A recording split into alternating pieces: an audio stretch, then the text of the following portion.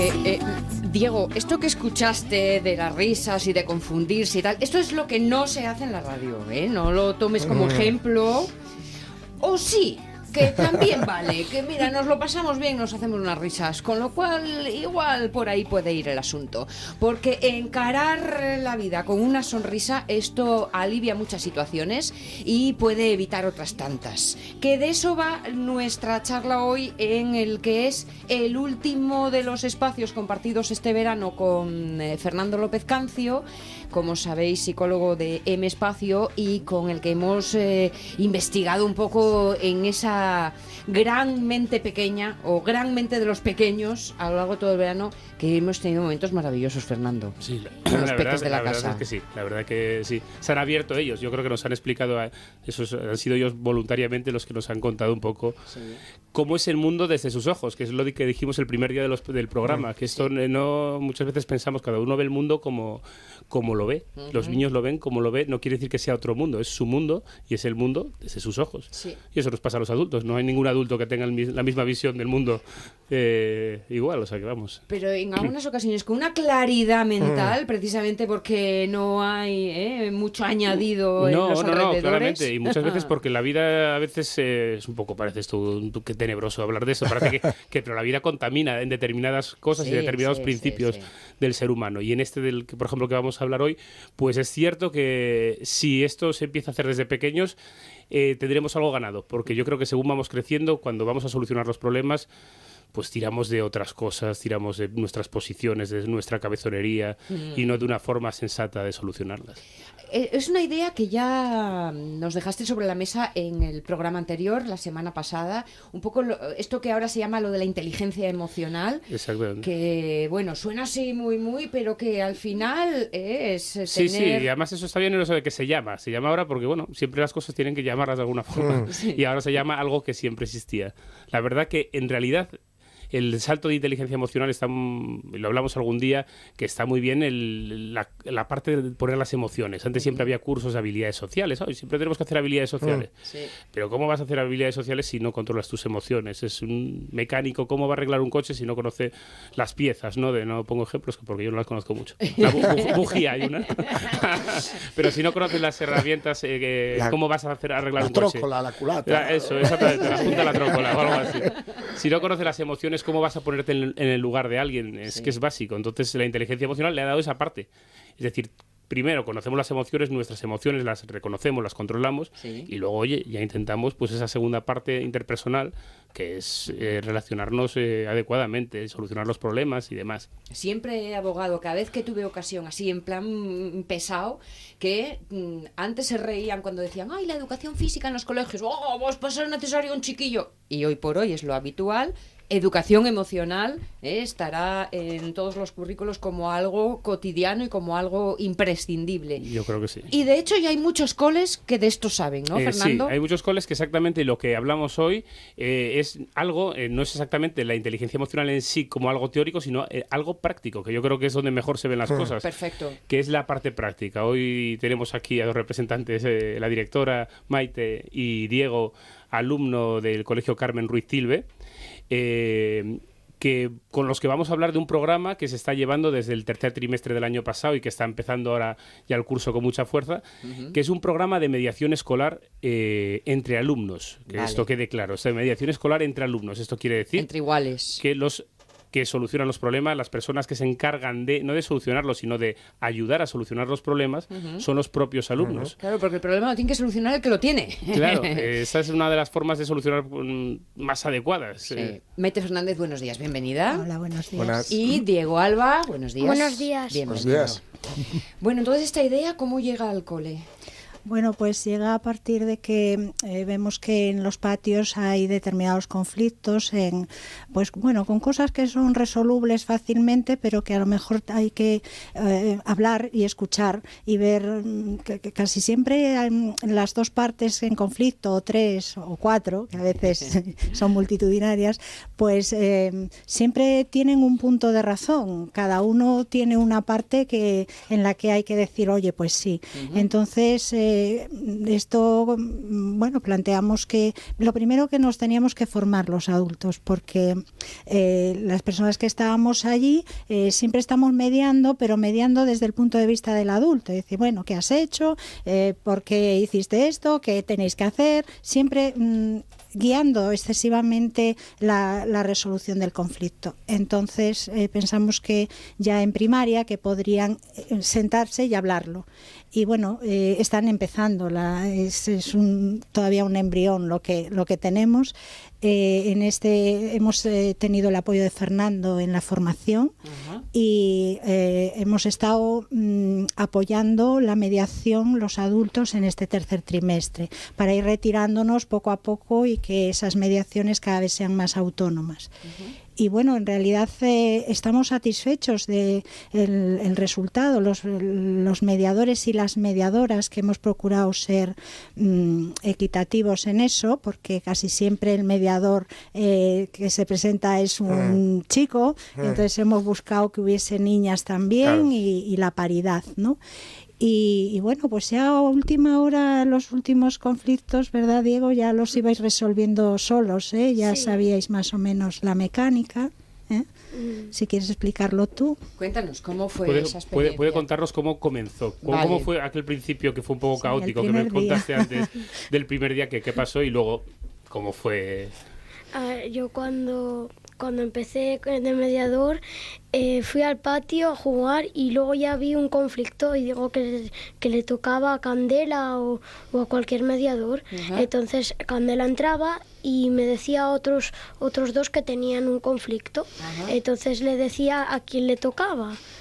Entonces luego, después de 5 minutos resolviendo conflictos, luego ya la puerta estaba llenísima, estaba casi todos los del patio estaban en la puerta yo creo que querían ver la sala y cómo era la mediación. Claro, comprobar de qué iba aquel asunto, sí. ¿no? Eran un poco conflictos artificiales, era un poco de mentira los conflictos, ¿no? Sí. O se les pasaba, nada más que asomaba la cabeza a la sala.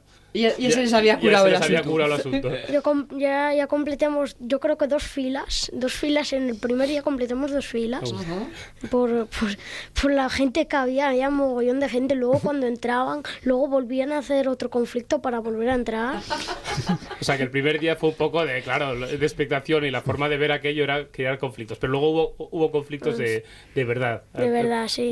Cuéntanos algún conflicto que haya habido por algo. Una situación así que tuviste que mediar. Juguetes o algo así que pueda haber, un conflicto que siempre es habitual. A ver, yo estaba en el patio y me vino a preguntar una chica y un chico que tenían un problema con un juguete. Entonces yo entré, llamé a una profesora para que me ayudara. Entonces entremos y le pregunté qué pasó. Que el juguete, íbamos a compartir el juguete, pero se lo quedó más tiempo, entonces nos damos una hoja y rellenamos la información que tenemos que hacer, como quién está al lado de mí, quién es la profesora, quién es el mediador, quiénes son los que tienen el problema. Vale. Y luego al final de todo hay una lista con todo lo que podemos hacer, compartir el juguete o dejarlo que al final no es ni para nadie. Ya. Y a veces tenemos que pueden haber una solución, que crean una solución ellos mismos. Eso sería lo ideal, claro, ¿no? es que es lo difícil de la mediación al final, y es lo constructivo, es lo difícil y lo constructivo. El mediador, en este caso Diego, no tiene una función fácil de aconsejar. Nosotros consejos, tenemos para todo el mundo menos para nosotros. Sí. Tenemos consejos, es muy fácil dar consejos. Pero el problema del mediador, el problema y lo gran y constructivo que es, y el reto, es exactamente orientar para que la solución la tomen las partes, que ese es uno de los principios básicos, aparte de la neutralidad, que Diego tiene que ser neutral, lógicamente, no puede decir, como este amigo me cae mejor, pues tal, tiene que ser voluntaria la mediación, no puedes obligar a ir a nadie, pero una de las fuerzas que tiene la mediación es que las partes tienen que solucionar el problema, y como las partes no lo solucionen, como seas tú el que da el consejo, sí, la solución va a ser más inconsistente, porque alguien, un árbitro en este caso, ¿no?, me dijo que tenía que hacer esto. Si la solución la toman las partes, claro, ahí si está lo la implicación. entonces es que se mantenga. Y eso es lo difícil. Lo que sucede es que estamos trabajando con niños que todavía, Diego es el mayor, porque estaban en cuarto, el año pasado estaban en tercero. Y entonces para ayudarlos lo que hicimos fue un apoyo a nivel de, para coger la mecánica, ¿no? De ver cómo tenemos que encarar esto. De hecho, tienen un apoyo visual, tienen una oreja y una boca, de tal manera que el que solicita la mediación es el primero que habla, ya lo tienen establecido, y entonces tiene la boca. Y mientras ese no deje de contar su problema, el otro no interviene. Bien. Entonces se intercambian ese apoyo visual y lo de tener una solución es porque al principio, al desconocer la mecánica, esperaban que el mediador les resolviese el conflicto. Entendido. Entonces era lo que precisamente queríamos evitar, que el mediador es venir acá, hablarlo, poneros de acuerdo y a ver cuál es la mejor solución a este conflicto. Digamos que de alguna forma el mediador lo que ayuda es a ponerte en el lugar del otro, sí, ¿no? A cruzar las perspectivas y eso sí. ayuda mucho. Claro. Tengo una curiosidad, Diego. Después de haber hecho de mediador, cuando tú te encuentras en un conflicto, ¿te ayuda a pensar de otra manera? No. Cuando uno se enfada, Cuando uno se enfada, yo les digo que vamos a resolverlo, entramos para adentro y luego ya lo resolvemos ahí. Claro, porque uno necesita una cabeza fría que nos ayude a pensar cuando uno está así un poco alterado. Sí, claro. Y después de una semana, tenemos que pasar una semana, luego vamos a volver a ver si el conflicto que hicimos o lo que hablamos, a ver si funcionó y empezaron a jugar. ¿Y funciona habitualmente? A veces, casi siempre funciona. Sí. Mucho funciona y hacen caso, pero tienen que firmar para ver si lo van a prometer a hacerlo. Claro. Esa parte esto es una cosa que tiene una estructura un poco y formal y que no vale para nada. Hay que tomárselo en serio. No, y es que no vale para nada como si eso fuesen conversaciones que queda y que se las lleva al aire. La cuestión es que la estructura del programa y tal y como lo están haciendo en el cole, que está muy bien, es exactamente pues que primero firman su contrato, firman su ficha, luego tienen que evaluarlo. Es que si no evalúas las cosas es que no vale absolutamente para nada. Ver si se llegaron a un acuerdo, si no se llegaron a un acuerdo, cómo y por qué. Y a la vez que, eso que es importante de la mediación, a la vez que solucionas el problema en sí, aprendes una forma de solucionar un problema. Que claro. Eso es lo que decía yo, que de mayores estamos un poco contaminados o ya no estamos acostumbrados a que ahora ya hay un poco de filosofía mediadora, ¿no? Pero bueno, a ver si llega pero antes no, lo que estamos acostumbrados no es a solucionar las cosas así. Ahora mismo antes de que crezcamos y que nos contaminemos, nos dan estrategias, sabemos de esas estrategias, es algo que tendremos ganado antes de tener que corregirlas. Aprender a mirar desde más puntos de vista que solo nuestro ombligo. Exactamente. De cualquier manera, tengo que deciros que los mediadores y las mediadoras en ese trimestre no han tenido ningún conflicto personal. Probablemente el hecho de estar ahí un poco arbitrando las situaciones de los demás les ayuda a no meterse ellos en conflictos porque los ven desde fuera. Claro. Han aprendido, se han llenado de la estrategia y ya la usan de forma natural.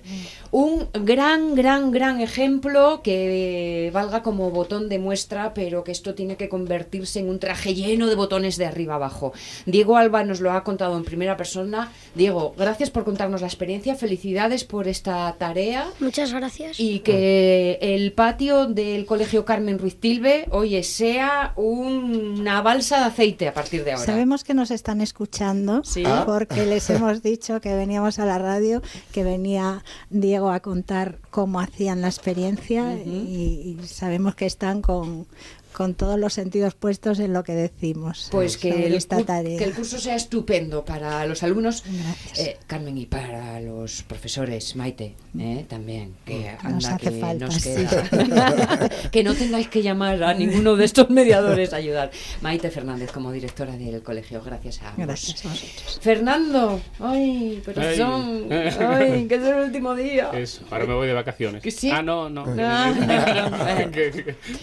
que ya encontraremos alguna excusa para enredarte. Pues sí, seguro. Va, Y seguro, sí. seguro que vengo si la encontráis. Dice el sí, seguro, ya lo lleva puesto. En fin, que no necesitemos mediador, ¿eh? Eso. Y gracias por todo este A verano. vosotros. Tuvimos un programa al que le quedan tan solo minutos, pero si os...